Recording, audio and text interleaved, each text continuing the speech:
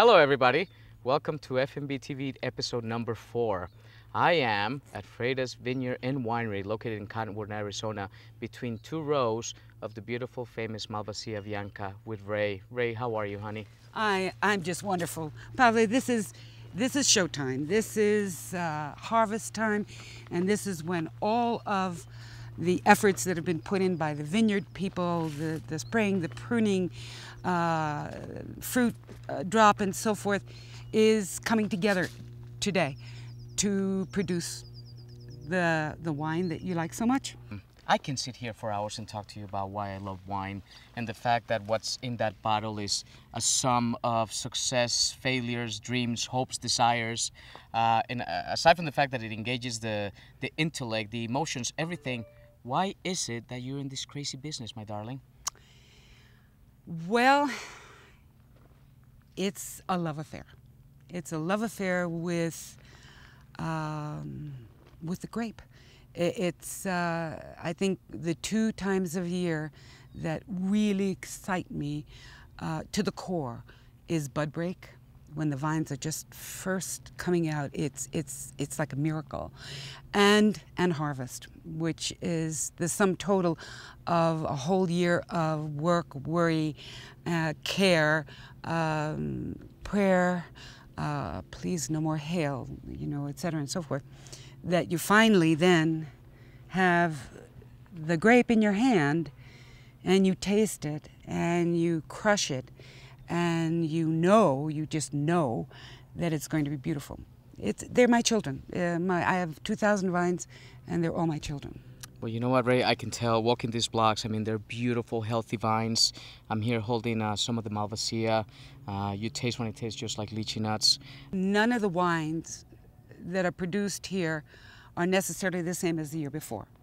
And of course, it's the winemaker's choice of what to do with the grape.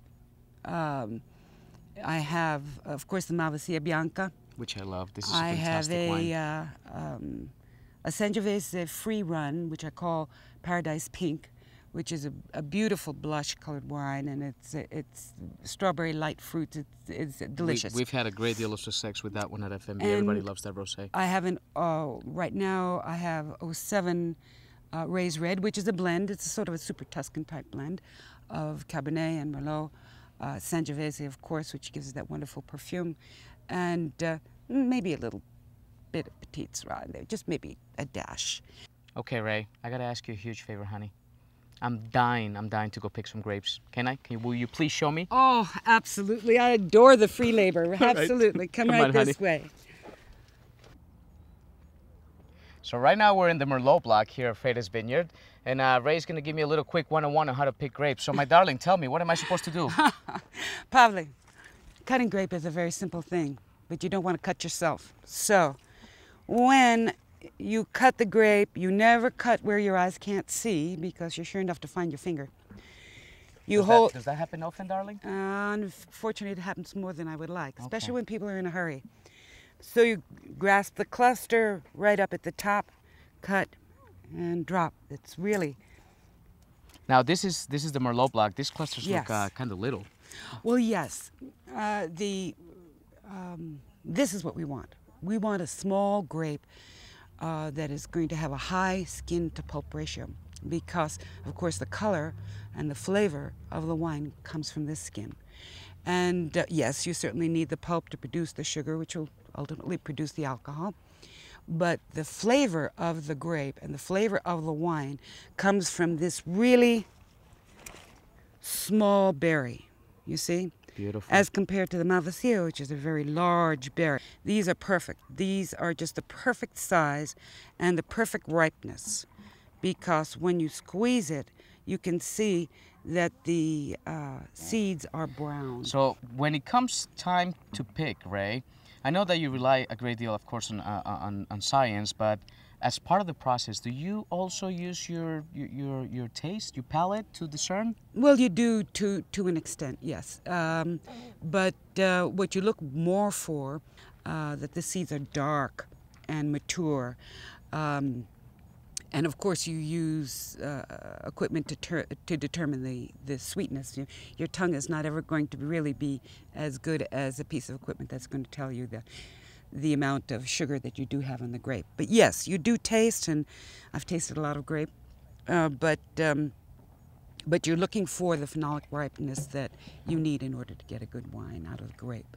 Beautiful. So, would you like to try and Oh cut my a, God, of cut a course, cluster? yes. Just don't cut those magic fingers, okay? I'll definitely try not to, my dear. You want the hand under the cluster. That's the way. Look at that. Beautiful. A pro. Oh, Ray, you're too kind with words. My self-esteem buddy, I tell Look at you. that. Look at that. And I think we're going to hire him on. And then you always want to pull all the All extra the leaves, from yes. Any from the leaves. vines, correct? Correct. So when they're a little bit raciny, you also want to include that also? Absolutely. Absolutely, because we're going to get concentrated color from the skin Yes. with less or practically no juice. So we will get more color per juice ratio, and that's what you want. It is quite raciny. I don't know Yes, if it you is. can capture this, but I mean, if you look at them, they're all very nice and voluptuous, and then you do have those couple of token wrinkle guys in the, bunch, yeah. right? Beautiful. Ray, I want to thank you so much. It's truly an honor to partake in what you call showtime. The day where, after a whole year of hard work, we're here, we're picking your babies. That's right. Thank you so much, my darling. I don't want to waste your time, and I'm going to go ahead and earn my lunch, and I'm going to pick a few more grapes, if you don't mind. Listen, your help, anyone's help is always very welcome here at House of Freitas. My God, Absolutely. thank you. Thanks a lot, Ray. I do appreciate it, honey. Thank you, Pablo.